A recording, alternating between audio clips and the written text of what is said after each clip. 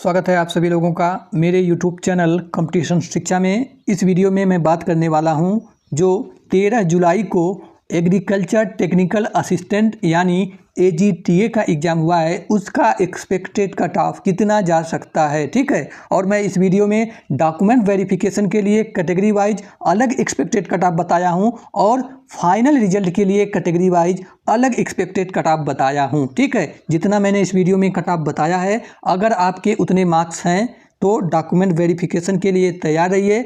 जितना मैंने फाइनल के लिए बताया है मार्क्स, अगर आपके उतने मार्क्स हैं तो बिल्कुल आप निश्चिंत रहिए, इस बार आपका सिलेक्शन जो है एग्रीकल्चर टेक्निकल असिस्टेंट में हो रहा है। ठीक है, तो मैं सबसे पहले आप लोगों को एक बात बता दूं भाई कि दुनिया का चाहे कोई भी एग्ज़ाम हो, ठीक है, कट ऑफ कम जाएगा या अधिक जाएगा उसके पीछे कई कारण होता है। ठीक है, कोई एक कारण नहीं होता है जिससे कट ऑफ कम जाती है या जिससे कट ऑफ अधिक जाती है। ठीक है, जिसमें परीक्षा में शामिल होने वाले उम्मीदवारों की संख्या शामिल होती है, यानी जो एग्ज़ाम आपने दिया है उसमें टोटल कितने कैंडिडेट ने प्रतिभाग किया और सीटों की संख्या कितनी है, और जो एग्ज़ाम आप लोगों ने दिया है उसके पेपर का कठिनाई स्तर क्या रहा, यह सभी कारण जो है कट ऑफ के निर्धारण में अहम भूमिका निभाते हैं। ठीक है, तो सबसे पहले मैं कुछ बेसिक जानकारी आप लोगों को बता देता हूं, उसके बाद इस वीडियो के अंत में मैं डॉक्यूमेंट वेरिफिकेशन के लिए और फाइनल के लिए कट ऑफ बताने वाला हूं। और इस वीडियो में मैं यह भी बात करूंगा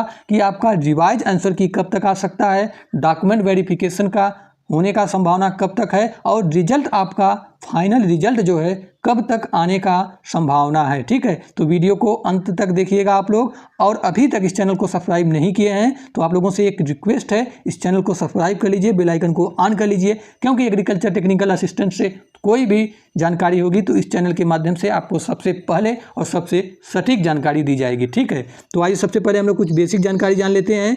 तो आप लोगों को पता है इसमें जो टोटल पद हैं इस वैकेंसी में 3446 टोटल पद हैं, जिसमें ग्रुप सी की वैकेंसी ये है। और आप लोगों को पता है 13 जुलाई को आप लोगों का एग्ज़ाम हुआ और उसके ठीक एक दिन बाद 14 जुलाई को इसका आंसर की जारी कर दिया गया। और आप लोगों ने मिला भी लिया होगा कि आपके जो है कितने क्वेश्चन सही हो रहे हैं। ठीक है, तो आप लोगों को पता है आप लोगों के एग्जाम में टोटल 100 प्रश्न पूछे गए थे, वह उसके लिए 100 अंक निर्धारित थे, यानी आपका एक प्रश्न जो है 1 मार्क्स का था। ठीक है, और आप लोगों के एग्ज़ाम में भाई माइनस मार्किंग भी था 1/4 का। 1/4 का मतलब है अगर आपने 4 क्वेश्चन गलत किया तो उसके बदले आपने जो एक प्रश्न सही किया है वह आपका कट जाएगा। ठीक है, तो माइनस मार्किंग की वजह से भी इसका कट ऑफ जो है इस बार कम रहने की संभावना है। ठीक है, अगर मैं बात करूं भाई कि आप लोगों का जो रिवाइज आंसर की है वह कब तक आने की संभावना है। ठीक है, तो रिवाइज आंसर की आप लोगों का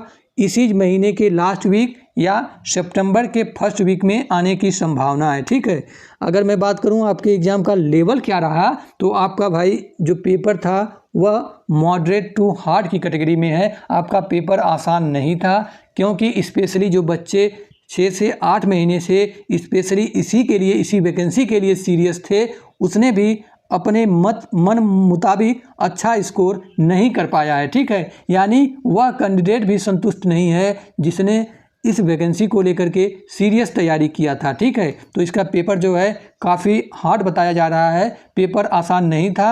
अच्छे जो बच्चे हैं ना, उनके जो है इस पेपर को करने में हालत ख़राब हो गई है। ठीक है, तो मोस्टली कैंडिडेट जो है बहुत कम स्कोर कर पाए हैं। ठीक है, इक्का दुक्का स्टूडेंट को आप लोग छोड़ दीजिए, क्योंकि जितना उनका मार्क्स रहता नहीं है वह उससे 5-10 मार्क्स अधिक ही बताते हैं आपको डीमोटिवेट करने के लिए। ठीक है, तो उस पर आप लोग मत जाइए। ठीक है, अगर मैं बात करूं आप लोगों में कितने कैंडिडेट ने एग्ज़ाम दिया है, तो 30,000 के आसपास आप लोगों में जो वैकेंसी थी इसमें कैंडिडेट ने एग्ज़ाम दिया है। ठीक है, तो भाई अगर मैं बात करूं कि आप लोगों का जो है एक सीट पर कितने कैंडिडेट से कंपटीशन हो रहा है, ठीक है, तो मैं बता दूं, जब आप लोग टोटल जो कैंडिडेट परीक्षा देने वाले हैं 30,000 में टोटल जो पद हैं 3,446, उससे डिवाइड करेंगे तो भाई एक सीट पर जो है कितने कैंडिडेट आ रहे हैं, 9 कैंडिडेट आ रहे हैं। यानी एक सीट के लिए 9 कैंडिडेट आपस में कंपटीशन कर रहे हैं। ठीक है, मतलब 9 में से भाई 8 जो स्टूडेंट हैं वह सीधे सीधे चयन सूची से बाहर होंगे और अंतिम चयन सूची में केवल एक कैंडिडेट का नाम होगा। ठीक है, भाई ये जो आप लोग 9 देख रहे हैं स्टूडेंट ना, मेरे हिसाब से ये सिर्फ देखने को है, क्योंकि इसमें जो सीरियस कैंडिडेट थे, अगर मैं बात करूं कि वास्तव में आपका एक सीट पर कितने कैंडिडेट से कंपटीशन है, तो मेरे अनुसार भाई 3 से 4 कैंडिडेट से केवल आप लोगों का कंपटीशन है। ठीक है भाई, 31,000 कैंडिडेट ने परीक्षा दिया है, लेकिन इसमें से सीरियस कैंडिडेट जो है केवल 7 से 8,000 रहे होंगे। ठीक है, या मैक्सिमम 10,000 जो कैंडिडेट थे वह सीरियस रहे होंगे। बाकी आप लोगों को पता है भाई, एग्रीकल्चर करने के बाद जो मोस्टली स्टूडेंट होते हैं वह प्राइवेट की तरफ भागते हैं, क्योंकि प्राइवेट में भी उनका अच्छा खासा स्कोप होता है, इसलिए बहुत कम जो बच्चे होते हैं वह इसकी तैयारी करते हैं। ठीक है, चलिए तो ये रहा। अब मैं बात करता हूँ कि भाई इसका जो है कैटेगरी वाइज जो है इसमें कितनी कितनी सीटें हैं। ठीक है, इसलिए मैं बता रहा हूं कि भाई जिस कैटेगरी में सीटें अधिक होंगी उस कैटेगरी में कट ऑफ कम जाएंगी, और जिस कैटेगरी में सीटें कम होंगी उस कैटेगरी में कट ऑफ अधिक जाएंगी। ठीक है, यह जानना आप लोगों के लिए आवश्यक है। तो मैं बात करूं, देखिए इसमें जो टोटल पद हैं आप लोगों को पता है, 1 मिनट, इसमें टोटल पद जो हैं वह 3,446 पद हैं। इसमें जो है भाई यूआर की जो है 1813 सीटें हैं। ठीक है, आप लोगों को पता है यूआर में जो है जितनी भी कैटेगरी हैं वह सभी जो है इसमें आ सकती हैं। ठीक है, और जो है एससी के इसमें जो है टोटल कितने सीटें हैं, 509 सीटें हैं। आप लोग कैटेगरी वाइज अपनी अपनी सीटें देख लीजिए। उसके बाद एससी के बाद मैं बात करूं, इसमें एसटी की जो कितनी सीटें हैं, एसटी के लिए 151 सीट है, और जो है ओबीसी के लिए जो है अदर जो बैकवर्ड क्लास है उसके लिए, यानी ओबीसी के लिए इसमें कितनी सीटें हैं, 629 सीटें हैं। ठीक है, और ईडब्ल्यूएस के लिए इसमें कितनी सीटें हैं, इकोनॉमिक वीकर सेक्शन के लिए इसमें जो टोटल सीट है 3,446 में से 344 टोटल पद हैं। ठीक है, तो ये रहा जो है पदों का विवरण। अब आइए उसके बाद मैं बात कर लेता हूँ आप लोगों का डॉक्यूमेंट वेरिफिकेशन के लिए कितना कट ऑफ रहेगा। ठीक है, जितना मैंने बताया है अगर आपके उतने मार्क्स हैं तो आप बिल्कुल डीवीपीएसटी के लिए सेफ है। बहुत ज़्यादा जो कट ऑफ की वीडियो देखने के चक्कर में मत पड़िए, जितना मैंने बताया है उससे आप लोग निश्चिंत हो जाइए। ठीक है, नहीं विश्वास होगा भाई, जिस दिन डॉक्यूमेंट वेरिफिकेशन के लिए आपको बुलाया जाएगा उस दिन आप लोग देख लीजिएगा। ठीक है, तो मैं बात करूं भाई कितने कैंडिडेट को डॉक्यूमेंट वेरिफिकेशन के लिए बुलाया जाएगा, तो आप लोगों को पता है यूपी SSSC आयोग जो है पदों के सापेक्ष 3 गुना कैंडिडेट को डॉक्यूमेंट वेरिफिकेशन के लिए बुलाता है। ठीक है, तो इसमें जो है जब 3,446 में हम 3 से गुणा कर देंगे तो टोटल जो है 10,338 कैंडिडेट, यानी 10.5 से 11,000 कैंडिडेट को यूपी SSSC डॉक्यूमेंट वेरिफिकेशन के लिए बुलाने वाला है। ठीक है, तो ये रहा कैंडिडेट का ब्यौरा कि कितने लोग डॉक्यूमेंट वेरिफिकेशन के लिए बुलाए जाएंगे। इसके बाद मैं बताता हूं भाई कैटेगरी वाइज कितना आप लोगों का डॉक्यूमेंट वेरिफिकेशन के लिए कट ऑफ रहने वाला है। ठीक है, तो भाई अगर आपकी कैटेगरी यूआर है और आप जो है आपके अगर 42 ± 2 मार्क्स बन रहे हैं माइनस मार्किंग को कट पीट करने के बाद, तो मेरे हिसाब से आप डॉक्यूमेंट वेरिफिकेशन के लिए बुलाए जाएंगे। ठीक है, वहीं आपकी कैटेगरी ओबीसी है तो 42 ± 2, वहीं आपकी कैटेगरी ईडब्ल्यूएस है तो 42 ± 2। ठीक है, ये मैं मैक्सिमम बता रहा हूँ, इतना रहेगा, इससे या नीचे ही कट ऑफ रहेगा डॉक्यूमेंट वेरिफिकेशन के लिए। ठीक है, यहाँ पर आप लोग देख रहे होंगे यूआर, ओबीसी और ईडब्ल्यूएस के लिए मैंने डॉक्यूमेंट वेरिफिकेशन के लिए समान कट ऑफ बताया है। ठीक है, क्योंकि ऐसा होता भी है, इसके पिछली वैकेंसी में भी ऐसा हुआ था। इन तीनों जो कैटेगरी हैं उनके लिए डॉक्यूमेंट वेरिफिकेशन के लिए जो कट ऑफ कम गया था, हालांकि जो फाइनल रिजल्ट आया था तीनों कैटेगरी में जो अंक था वह अलग अलग देखने के लिए मिला था, समान नहीं गया था। ठीक है, तो ये रहा तीनों कैटेगरी। उसके बाद मैं बात करता हूं भाई, अगर आपकी कैटेगरी एससी है और आपकी अगर 37 ± 2 मार्क्स बन रहे हैं आउट ऑफ 100 में से, तो आप बिल्कुल डॉक्यूमेंट वेरिफिकेशन के लिए बुलाए जाएंगे। वहीं अगर आपकी कैटेगरी एसटी है और आपकी 34 ± 2 मार्क्स हैं, तो आप बिल्कुल जो है बेफिक्र रहिए, इस बार आपको डीवी के लिए बुला लिया जाएगा। ठीक है, वहीं अगर आपकी कैटेगरी पीडब्ल्यूबीडी है और आपके 25 ± 2 मार्क्स हैं, तो आप बिल्कुल सेफ जोन में मान के चलिए अपने आप को। वहीं मैं बात करूं अगर आप भाई फीमेल कैंडिडेट हैं तो आपके अगर 31 ± 2 मार्क्स बन रहे हैं, तो मेरे हिसाब से आपका सिलेक्शन डॉक्यूमेंट वेरिफिकेशन के लिए हो जाएगा। ठीक है, वहीं मैं बात करूँ अगर आपकी कैटेगरी ईएसएम है और आपके अगर 24 ± 2 मार्क्स बन रहे हैं आउट ऑफ 100 में से, तो मान के चलिए आपको डॉक्यूमेंट वेरिफिकेशन के लिए बुलाया जाएगा। ठीक है, अब इसके बाद मैं बात करता हूं कि इसका जो है फाइनल जो है कट ऑफ कितना जा सकता है डॉक्यूमेंट वेरिफिकेशन के बाद। तो मैं बता दूं, जैसा कि आप लोगों को पता है, जब 2018 में वैकेंसी आया था 2059 पदों के लिए एग्रीकल्चर टीए का, तो उसमें देखिए भाई 2 लिस्ट आया था। आयोग को 2 बार रिजल्ट जारी करना पड़ा था। पहला लिस्ट जारी किया गया था, उसमें जो काफ़ी कैंडिडेट थे वह डॉक्यूमेंट वेरिफिकेशन में भाग नहीं लिए। उसके बाद जो है काफ़ी कैंडिडेट ने अभ्यर्थियों पर दबाव डाला, धरना दिया, सब कुछ किया। उसके बाद आयोग दबाव में आकर के दूसरा लिस्ट जारी किया, इसमें जो है कट ऑफ को कम करके, ठीक है। तो इसमें भी यह भी हो सकता है कि इसका भी जो है 2 लिस्ट जारी हो, ठीक है। मैं संभावना बता रहा हूँ भाई, कंफर्म नहीं बता रहा हूँ, ठीक है। चलिए इसके बाद मैं बात करता हूँ भाई, आप लोगों का कैटेगरी वाइज जो है फाइनल कट ऑफ कितना जा सकता है, ठीक है। और मैं बता दूं सबसे पहले, कट ऑफ बताने से पहले, कि यह मेरे द्वारा बताया गया अनुमानित कट ऑफ है, ठीक है भाई। आप इसे वास्तविक कट ऑफ मत मानिएगा, क्योंकि वास्तविक कट ऑफ तो आपको पूरे यूट्यूब पर कोई नहीं बता सकता है। वास्तविक कट ऑफ की जानकारी हमें उसी दिन लगेगी जिस दिन आयोग अपना जो है फाइनल रिजल्ट जारी करेगा। बाकी इसके अलावा सभी लोग एक एक्सपेक्टेशन ही कर सकते हैं। तो जहां तक मेरे जो संपर्क में जितने कैंडिडेट थे, उनसे संपर्क के बाद जहां तक मैं विश्लेषण के आधार पर यह कट ऑफ बनाया हूं। चलिए तो मैं बात करता हूं कैटेगरी वाइज।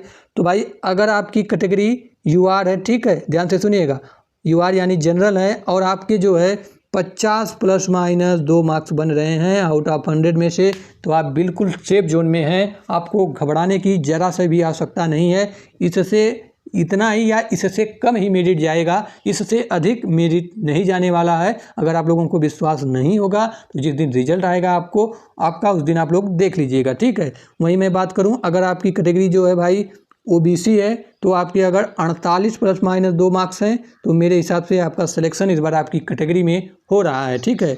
वहीं मैं बात करूं, अगर आपकी कैटेगरी ईडब्ल्यूएस है, तो आपकी अगर 48 ± 2 है, तो आप बिल्कुल अपने आप को सेफ जोन में मानिए, ठीक है। क्योंकि ओबीसी और ईडब्ल्यूएस के कट ऑफ में बहुत ज़्यादा अंतर फाइनल रिजल्ट में देखने को नहीं मिलता है, ठीक है। तो ये रही 2-3 कैटेगरी। इसके बाद मैं बात करूं, अगर आपकी कैटेगरी भाई एससी है, ठीक है, और आपके अगर 41 ± 2 मार्क्स बन रहे हैं, तो मेरे हिसाब से आप बिल्कुल जो है सेफ जोन में है, ठीक है। वहीं अगर आपकी कैटेगरी एसटी है, तो आपकी अगर 40 ± 2 मार्क्स बन रहे हैं, तो आप बिल्कुल परेशान मत होइए, ठीक है। आपका सिलेक्शन इस बार आपकी कैटेगरी में हो रहा है, ठीक है। वहीं मैं बात करूं, अगर आपकी कैटेगरी जो है PWBD है, और आपके अगर 32 ± 2 मार्क्स बन रहे हैं, तो मेरे हिसाब से आपका सिलेक्शन इस बार आपकी कैटेगरी में आसानी से हो जाएगा, ठीक है। तो अन्य जो कैटेगरी रही, इसके बाद मैं बताता हूँ। अगर आपकी कैटेगरी भाई फीमेल है, ठीक है, अगर आप फीमेल कैंडिडेट हैं, तो आपकी अगर 38 ± 2 मार्क्स हैं, तो इस बार आप एग्रीकल्चर टीए में चयनित हो रही हैं। आपको घबराने और परेशान होने की ज़रा सा भी आवश्यकता नहीं है, ठीक है। वहीं मैं अंत में बात करूं, अगर आपकी कैटेगरी जो है ईएसएम है, और आपके अगर 31 ± 2 मार्क्स बन रहे हैं, तो आप बिल्कुल जो है सेफ जोन में हैं, ठीक है। आपको घबराने और परेशान होने की आवश्यकता नहीं है। तो ये रहा मेरे द्वारा बताया गया फाइनल कट ऑफ, ठीक है।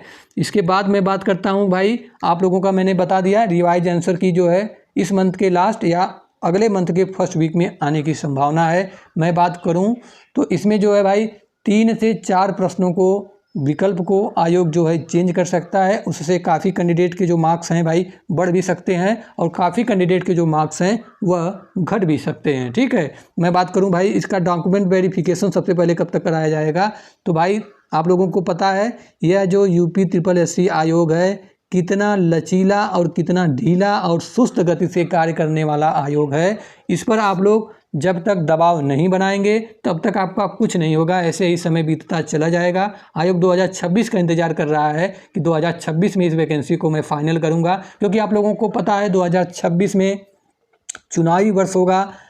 2027 में यूपी विधानसभा का चुनाव है और चुनावी वर्ष 2026 होगा।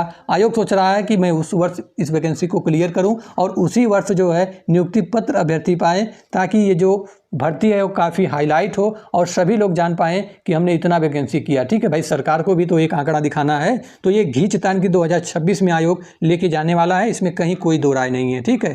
तो डॉक्यूमेंट वेरिफिकेशन के लिए मैं बता दिया भाई, दबाव डालिए आप लोग आयोग पर, और रिजल्ट के लिए भी आपको भाई दबाव डालना पड़ेगा, और ज्वाइनिंग के लिए भी आपको आयोग के ऊपर जो है दबाव डालना पड़ेगा। ठीक है, इसमें कोई कहीं भी छिपा हुआ बात नहीं है। बाकी मैं UPSSC को बहुत 10 से 15 साल से देख रहा हूँ, इसका यही काम रहता है, दबाव के बिना कुछ भी ये प्रोसेस जो है आगे नहीं बढ़ाता है। तो आप लोग एकजुट हो जाइए और ट्विटर कैंपेन करिए, ठीक है, और ज्ञापन दीजिए, मंत्री से मिलिए, अधिकारियों से मिलिए, अपनी बात को रखिए और अपने वैकेंसी को बोलिए कि मेरी वैकेंसी जो है जल्द से जल्द जो है क्लियर करे आयोग। ठीक है, और अंत में अभी तक आप लोग इस चैनल को सब्सक्राइब नहीं किए हैं तो चैनल को सब्सक्राइब कर लीजिए, बेल आइकन को ऑन कर लीजिए। तब तक मिलते हैं नेक्स्ट वीडियो में, तब तक के लिए जय हिंद, जय भारत।